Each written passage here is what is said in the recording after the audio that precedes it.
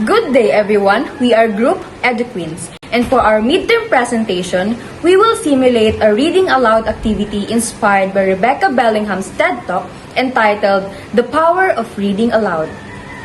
Reading aloud might seem like a simple classroom activity, but as Bellingham shared, it holds a deeper purpose. It helps us to connect, imagine, and understand the world through words. Today, we will show you how reading aloud can transform learning experiences. We will share insights from the TED Talks, we will discuss its benefits, we will perform a short reading activity, and we will reflect on how this practice can be applied in real educational settings. In the TED Talk, Rebecca Bellingham discussed how reading aloud is one of the most powerful ways to engage students. She said, it's not just about improving pronunciation or vocabulary. It's about creating a shared experience that allows listeners to think, feel, and reflect together. She emphasized that when teachers read aloud, they model curiosity, empathy, and imagination. The tone, facial expressions, and pacing invite students to emotionally connect with the text. Through reading aloud, students experience the story as if they were living it. Bellingham also mentioned that in a world where students are often distracted by technology, reading aloud creates a rare and meaningful moment of human connection.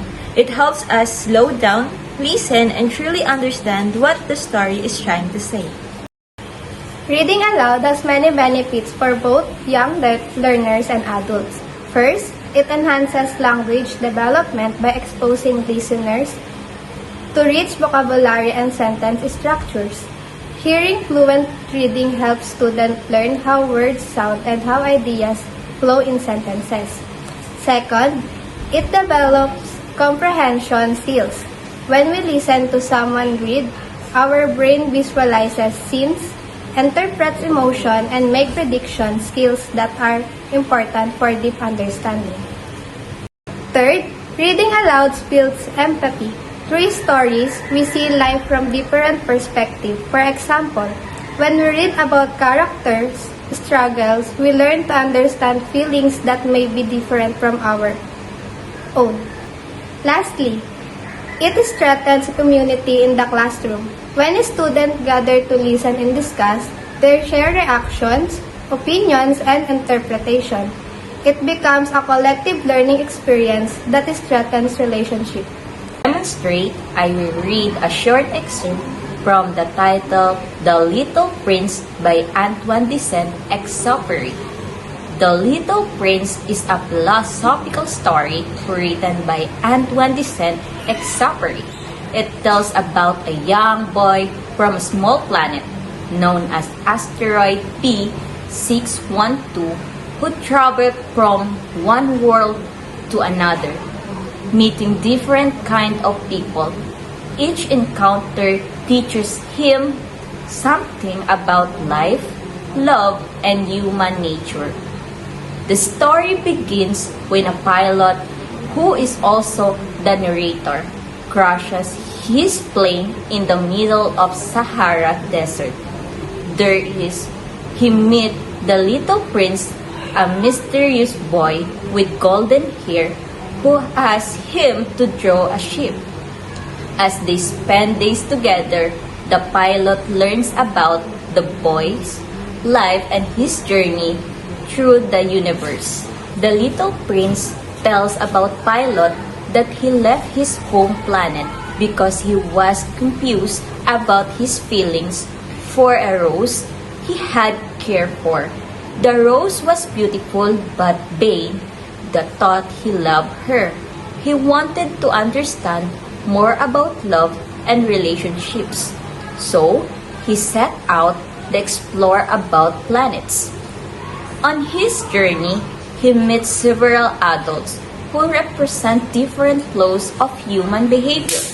A king who loves power, a vain man who loves attention, a drunkard who drinks to forget his shame, a businessman who counts stars as property, a lamplighter who follows order without question, and the geographer who studied about never explores.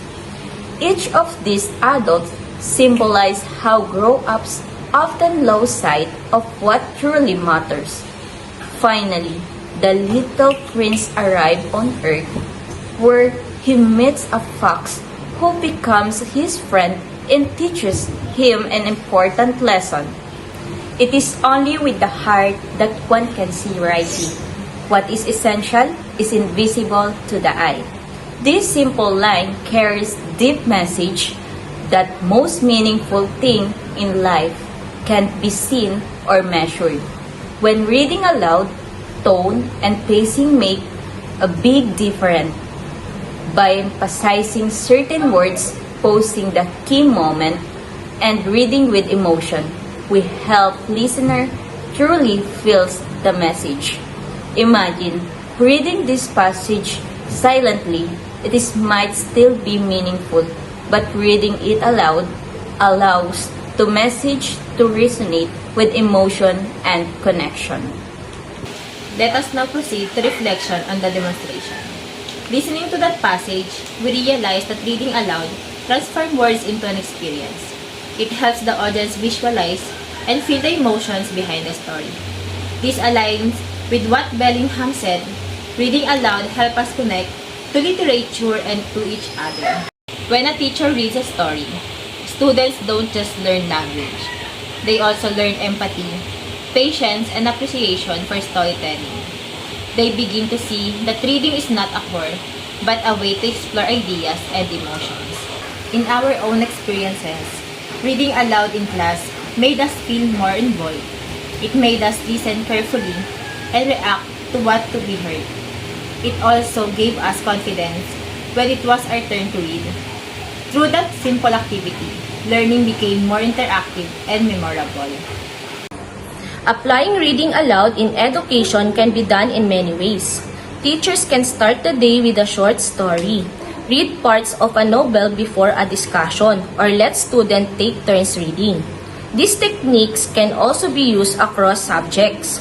In science or history, reading a passage aloud can help students understand complex or historical events more clearly. Moreover, it supports inclusive learning. Students who struggle with silent reading or comprehension can benefit from hearing fluent or expressive reading.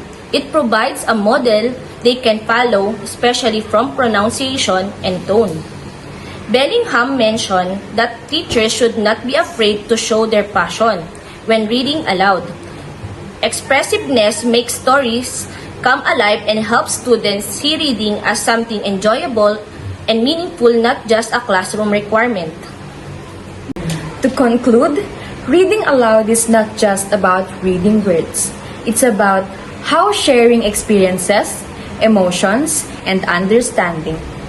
Rebecca Bellingham's TED Talk reminds us that through reading aloud, we allow others to enter worlds they might never see and to feel emotions they might never have felt. It helps us to connect with others, build imagination, and strengthen communication skills.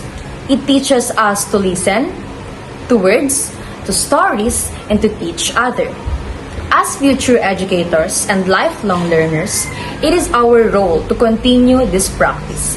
By reading aloud, we create spaces where students can feel, think, and connect. As the saying goes, reading gives us some place to go when we have to stay where we are.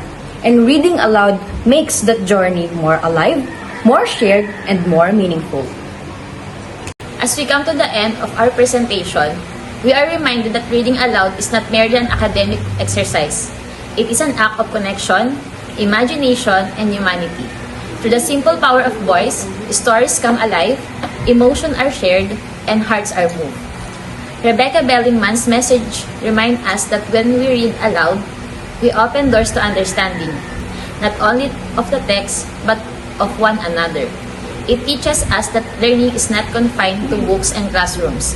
It is built in the spaces where people listen, feel, and reflect together. As future educators and lifelong learners, let us carry this message forward. Let us read with passion, teach with purpose, and inspire with empathy. For in every story we tell aloud, we create moments that touch lives, awaken dreams, and remind others that words have the power to heal, to connect, and to transform. Thank you for listening, and may we continue to share the beauty of stories, aloud, together, and from the heart.